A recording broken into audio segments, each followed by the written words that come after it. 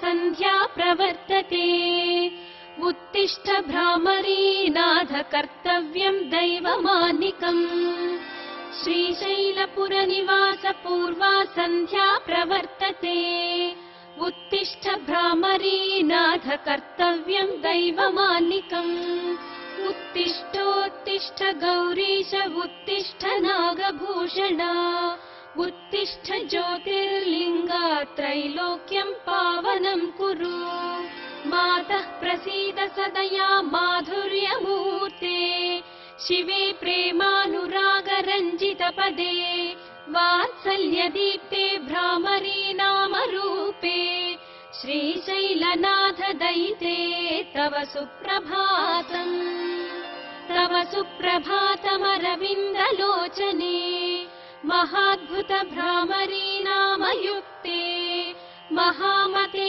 सर्वजन पूजित पदे श्रीशैलनाथ दयिते दयानिधे सप्तर्षिगणा समुपास्य सन्ध्याम् आकाश सिन्धु कमलानि मनोहराणि आदाय तव चरणयुगमर्चयितुं प्रपन्नाः श्रीशैलक्षेत्रमूर्ते तव सुप्रभातम् गायन्ति विबुधाः तव नाम स्तोत्रम् पठन्ति प्रमदाः भवनमकचमकम् द्वारे वसन्ति जनास्तव दर्शनार्थम् श्रीशैलक्षेत्रमूर्ते तव सुप्रभातम्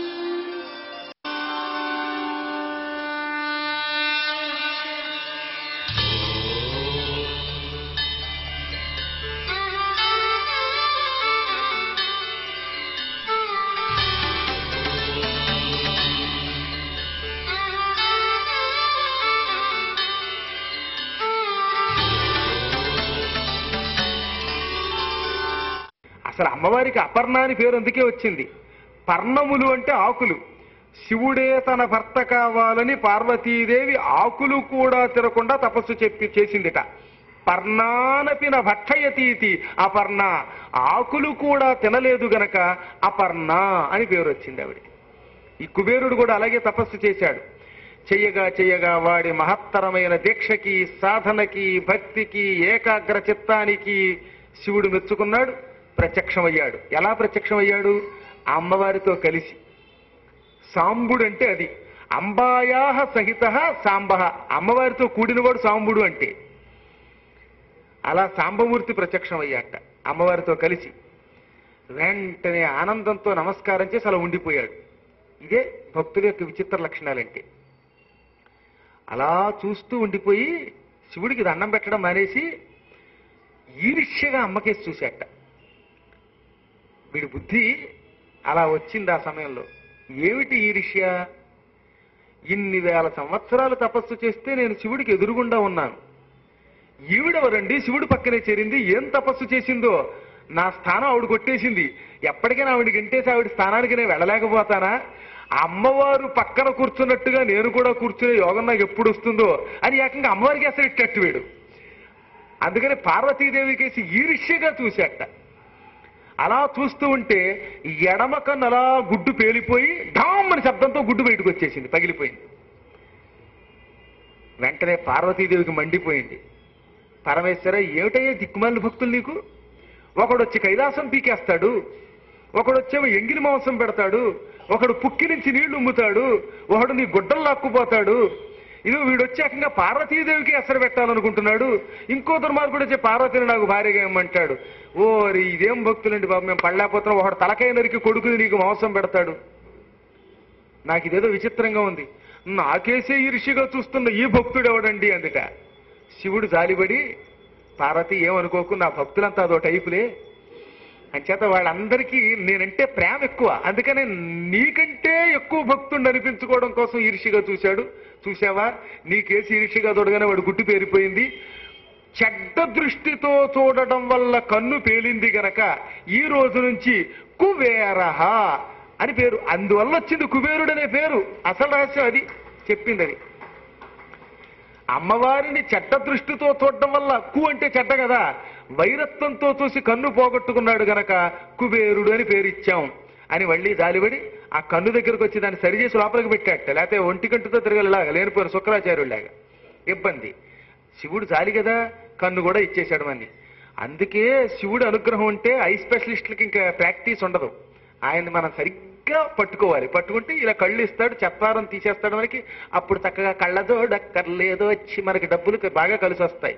కొంచెం భక్తితో పట్టుకోవాలి. కాకపోతే నమ్మాలి, దూకాలి అలా కిందకి. ఇప్పుడు ఆయన సరిచేశాక అప్పుడు వీడు అమ్మా క్షమించు, ఇదేమిటో నా బుద్ధి, పాతవాసన ఇంకా పోలా, నీకే అసలు పెట్టి నీ స్థానం కొట్టేయాలనుకున్నారు. కాదు కాదు తల్లోయ్, మీరిద్దరూ కలిసి నా హృదయంలో ఉండండి అని వెంటనే పశ్చాత్తాపంతో లెంపలు వేసుకుని అత్యంత భక్తి శ్రద్ధలతో ధ్యానం చేశాడు. నమశివాయ సాంబాయ రుద్రాయ పరమాత్మనే సత్యధర్మస్వరూపాయ ఈశ్వరాయ నమో నమః.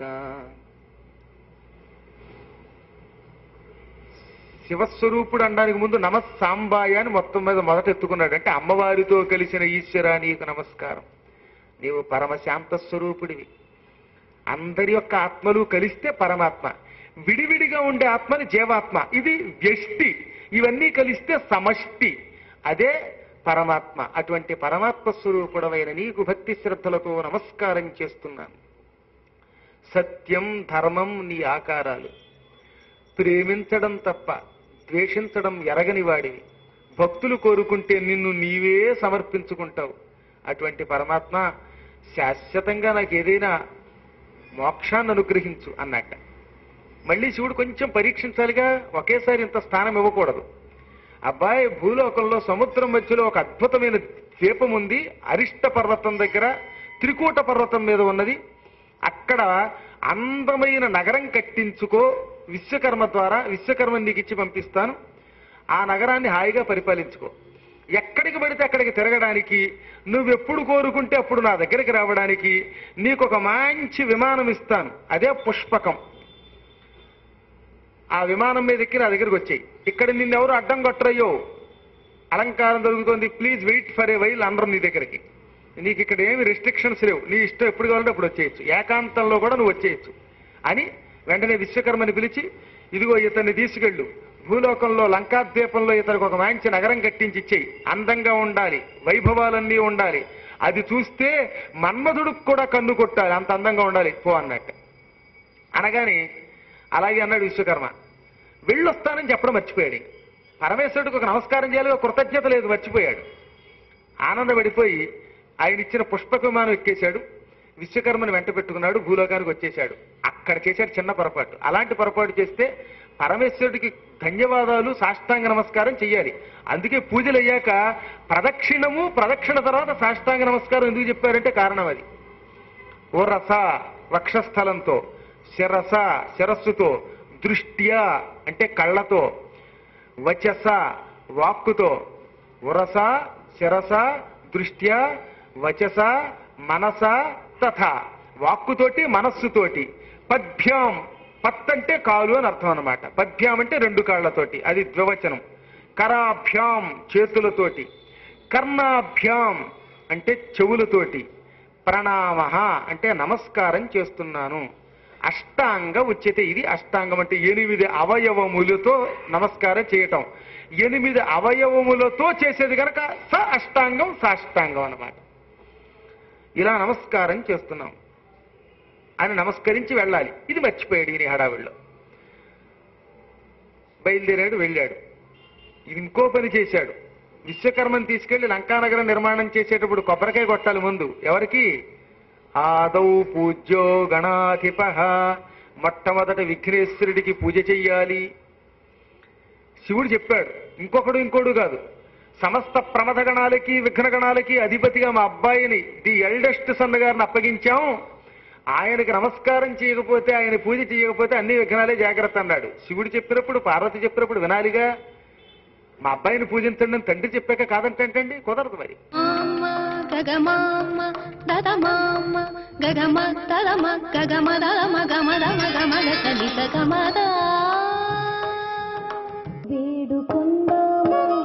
వేడుకొందామా వెంకటగిరి వెంకటేశ్వరుని వేడుకొందామా, వేడుకొందామా వెంకటగిరి వెంకటేశ్వరుని వేడుకొందామా వేడుకొందామా వెంకటగిరి వెంకటేశ్వరుని వేడుకొందామా వేడుకొందామా వేడుకొందామా.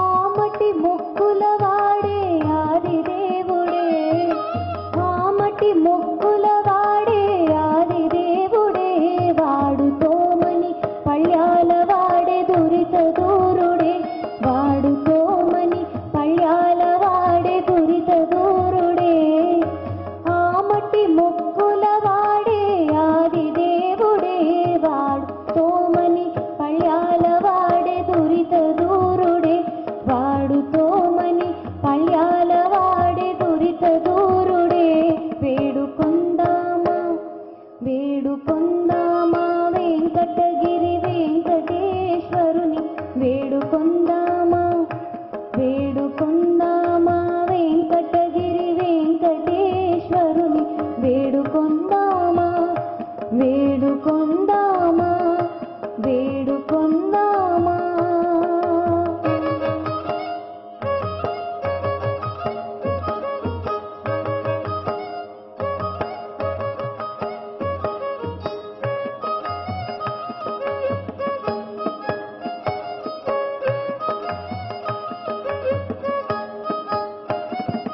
వడ్డీ కాసుల వాడే వనజనాభుడే వడ్డీ కాసుల వాడే వనజనాభుడే పుట్టుగొడ్రాండ్రకు బిడ్డలిచ్చే గోవిందుడే పుట్టుగొడ్రాండ్రకు బిడ్డలిచ్చే గోవిందుడే వడ్డీ కాసుల వాడే వనజనాభుడే పుట్టుగొడ్రాండ్రకు బిడ్డలిచ్చే గోవిందుడే పుట్టుగొడ్రాండ్రకు బిడ్డలిచ్చే గోవిందుడే వేడుకొందామా వేడుకొందామా వెంకటగిరి వెంకటేశ్వరుని వేడుకొందామా వేడుకొందామా వేడుకొందామా.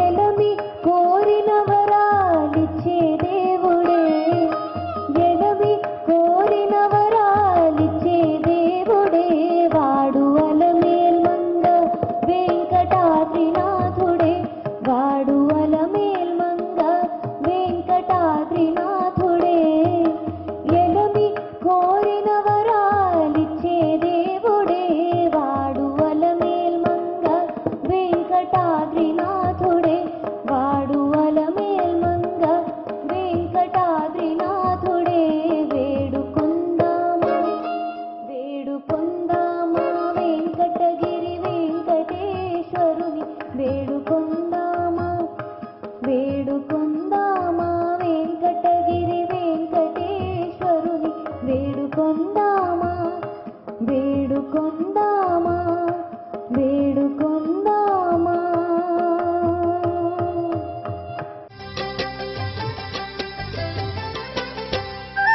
నారదుడు మరికొందరు ఆచార్యులను పేర్కొన్నాడండి. శాండిల్య, వ్యాస, గర్గ ఇత్యాది మహర్షుల్ని ఆయన భక్తాచార్యులుగా ఆయన పేర్కొన్నాడు. అంటే ఆయన ఒక్కడే కాదనమాట, ఇంకా చాలా మంది ఉన్నారనమాట. అందులో శాండిల్యుడు అనేటువంటి భక్తుడు ఏం చెప్తాడంటే సాపర అనురక్తిరీశ్వరే అని ఒక మాట చెప్పాడు. ఇవి నిర్వచనం. భక్తి అంటే సాపర అనురక్తి ఈశ్వరే. అనురక్తి ఈ మాట ఒకటి అందమైన మాట.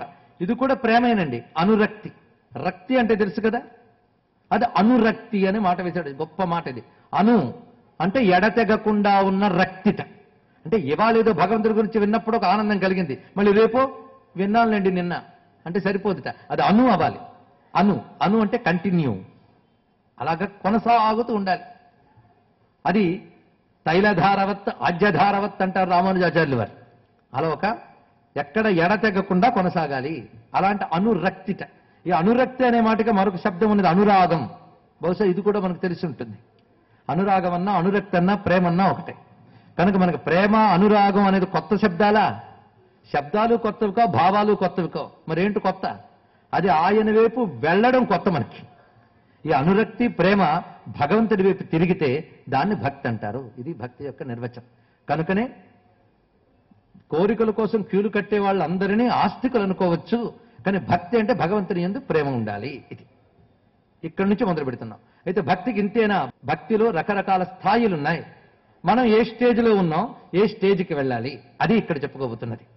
దీన్ని నేను రకరకాల కొటేషన్స్ తోని, రకరకాలైనటువంటి పెద్దవాళ్ళు చెప్పినటువంటి పాటలు, పద్యాలు, శ్లోకాలతోని చెప్పి ఒక పాండిత్య ప్రదర్శనగా చెప్పదలుచుకోలేదు. నిజంగా భక్తి కావాలి, భగవంతుడు కావాలి అనే సిన్సియర్ తపన ఉంటే వాళ్ళకు ఒక కోర్సులా చెప్పదలుచుకున్నాను. భక్తి అంటే ఏమిటి, అందులో ఏం చేయాలి, ప్రాక్టీస్ ఎలాగా, కనుక సాధన మానివేసిన వాళ్ళకి వాదన మిగులుతుందండి. ఇది సాధారణంగా మనకి మతాల పేరును కొట్టుకునే వాళ్ళకి అంత తీరిక ఎక్కడ దొరికిందో అర్థం కాదు. ఎందుకంటే సాధన చేసుకోవడానికి సమయం చాలదు, ఆయువు చాలదు. మరి వాళ్ళు కొట్టుకోవడానికి సిద్ధాంతాలు, రాద్ధాంతాలు. నువ్వు ద్వైతమా, విశిష్టాద్వైతమా, అద్వైతమా, వాడిని చూస్తే వీడికి మంట, వీడిని చూస్తే వాడికి మంట. కనుక రాద్ధాంతం చేయడానికి ఒక సిద్ధాంతం దగ్గర పెట్టుకుని దాన్ని పట్టుకుని కొట్టుకోవడానికి పనికొస్తూ ఉంటాయి ఇవన్నీ ఇక్కడ. కానీ సాధకుడికి గోళ్ళేవి ఉండవు వాడికి. ఎందుకంటే భగవంతుడు ఇచ్చిన ఆయువులో ఇప్పటికే చాలా ఖర్చయింది. మళ్ళీ ఇలాంటి ఉపాధి, ఇలాంటి బుద్ధి, ఇలాంటి వివేకం జన్మ వస్తుందో లేదో తెలియదు. కనుక ఈ దొరికినటువంటి ఆయువుని సద్వినియోగం చేసుకుని తొందరగా వెళ్ళాలి. అందుకే ప్రాయం పొద్దు కుంకక ముందే అన్నాడు ఇక్కడ. పొద్దు కుంకక ముందే ప్రయత్నించాలి. దంతంబులు పడనప్పుడే తనువునం దారుడి ఉన్నప్పుడే కాంతాసంగము రోయనప్పుడే అని చెప్పినట్టు ఇప్పటికే చాలా ఆలస్యమైంది. కనుక తొందరగా చేరుకోవాలని తపన ఉంటే ఆ తపన, నిజాయితీ అది కలిగినటువంటి వారికి, భగవంతుడు కావాలని తపనున్న వాళ్ళకి పనికొచ్చే అంశాలు చెప్పుకునే ప్రయత్నం అని చేద్దాం. కానీ భక్తి అంటే నిర్వచనం చెప్పుకున్నాం. ఇప్పుడు రకరకాల స్టేజెస్ చెప్పుకోవాలి. అయితే మనదైనటువంటి వైదిక మతంలో, అనగా హిందూ మతంలో, అనగా సనాతన ధర్మంలో, అనగా భారతీయ ఆర్ష ధర్మంలో భగవంతుడు చేరుకున్న ఉపాయాలు 3 ఉన్నాయని శాస్త్రం చెప్తోంది. సామాన్యంగా హిందూ మతం మీద అవగాహన ఉన్న ఎవరైనా ఆ 3 ఉపాయాలకి చెప్పగలరు. ఉపాయము అనే మాటకి సంస్కృతంలో మరొక శబ్దం ఉంది, యోగం. యోగం అంటే ఉపాయం అని అర్థం. ఏమిటా ఉపాయాలు? 3 యోగాలు. ఏమిటవి? నేను అన్నాను హిందూ మతం మీద అవగాహన ఎవరైనా చెప్పగలరని ధైర్యంగా చెప్పేసింది. కర్మయోగం, భక్తి యోగం, జ్ఞానయోగం. ఈ 3. ఇప్పుడు మనకి ఏ యోగం చాలా మంచిది. మరొక చిత్రమైన పిల్లల మనస్తత్వం ప్రతి వారిలో ఉంటుంది. మనం అనుకుంటాం వాడు పిల్లవాడండి, వీడు పెద్దవాడండి అని. ఏం లేదు, ప్రతి పెద్దవాళ్ళు అయిపోయిన పిల్లవాళ్లే. వాళ్ళలోనూ పసితనపు అజ్ఞానం కొంత ఉంటుంది. పిల్లల్లో చూడండి, ఏదో కావాలని ఒక తపన ఉంటుంది, అది ఇచ్చేస్తే అది పట్టుకుంటారు. ఇది గొప్పది కాదేమో, అది కావాలేమో అంటారు. ఇచ్చింది ఏదో మొత్తం పూర్తిగా దీన్ని ఏమి పట్టుకుని సాధించడం లేదు, ఇంతకంటే గొప్పదేమి ఉందో అనిపిస్తూ ఉంటుంది. అలా మనకి కర్మ గొప్పదా, భక్తి గొప్పదా, జ్ఞానం గొప్పదా అని డిస్కస్ చేసేటప్పటికీ ఆయువు అయిపోతుంది. వచ్చింది బాధ. కానీ భగవంతుడు చెప్తున్నాడు ఈ 3 యోగములు కూడా మనకి ఉన్నాయి. అయితే ఇప్పుడు మనం ఇందులో ఏ యోగంలో ఉన్నాం, ఎవరికి వారు నిర్ణయించుకోవాలి. కర్మయోగంలో ఉన్నామా? మన దృష్టిలో కర్మయోగం అంటే పొద్దుట్లు లేవగానే తొందరగా టీ కాఫీ తాగేసి స్నానం చేసి పరుగు ఆఫీస్కి రాత్రి వరకు పనిచేసి కర్మయోగంలో ఉన్నానండి, అందువల్ల భక్తి వైపు మనసు వెళ్ళట్లేదు అంటారు. వీళ్ళని కర్మయోగులు అనరు, బ్రతుకుతున్న వాళ్ళు అంటారు. బ్రతుకుతున్నారు, బ్రతకడం కోసం ఏదో ఒక పని చేస్తున్నారు. ప్రతి పని కర్మ అయిపోతుంది. అది క్రియ అయితే కావచ్చు, కానీ కర్మ అనే దానికి యాక్షన్ అనేటువంటి స్థూలార్థం తీసుకుంటే నేను చెప్పలేను. కానీ యోగంగా చెప్పడానికి ఏది కర్మ అనేది మనం కొంచెం చూసుకోవాలి. యోగంగా చెప్పే కర్మ ఏది? కనుకనే కర్మ అన్న మాటకి ఇక్కడ మనం నిర్వచనం చెప్పుకుంటూ ఈ 3 యోగముల స్వరూపం కూడా ఎవరు చెప్తున్నారు అంటే కృష్ణ పరమాత్మ చెప్తున్నాడు. ఏది చెప్పినా ఆయనే చెప్పాలి. కృష్ణం వందే జగద్గురు. భగవద్గీతలో చాలా ఏకరువు పెట్టాడు మహానుభావుడు. అదొక్కటే ఆయన గీత అనుకుంటా, ఇంకా చాలా చోట్ల మాట్లాడాడు. భాగవతం భారతం వెతికి పట్టుకుని కృష్ణుడు చెప్పిన మాటలన్నీ పోగు చేస్తే చాలా వాల్యూమ్స్ తయారవుతాయండి భగవద్గీతలు.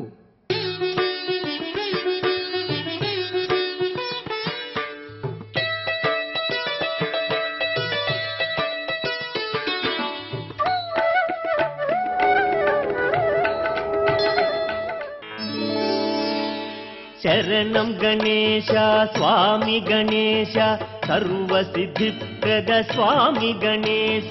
శరణం గణేశ స్వామి గణేశ సర్వసిద్ధిప్రద స్వామి గణేశ.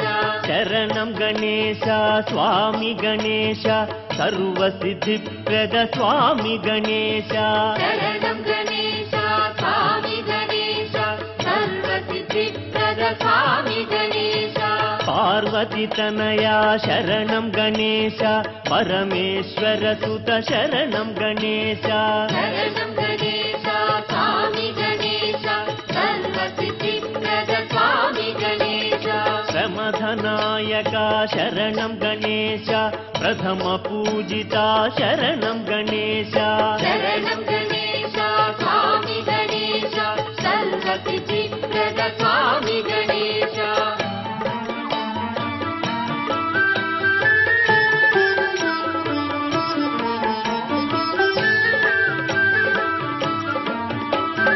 విఘ్ననాశక శరణం గణేశ వికటనామక శరణం గణేశ. శరణం గణేశ స్వామి గణేశ సర్వసిద్ధిప్రద స్వామి గణేశ. ఘన గజవదన శరణం గణేశ హిమనగ సదన శరణం గణేశ. శరణం గణేశ స్వామి గణేశ సర్వసిద్ధిప్రద స్వామి గణేశ. మూషిక వాహన శరణం గణేశ మోదక ప్రియా శరణం గణేశ. శరణం గణేశ స్వామి గణేశ సర్వసిద్ధిప్రద స్వామి గణేశ.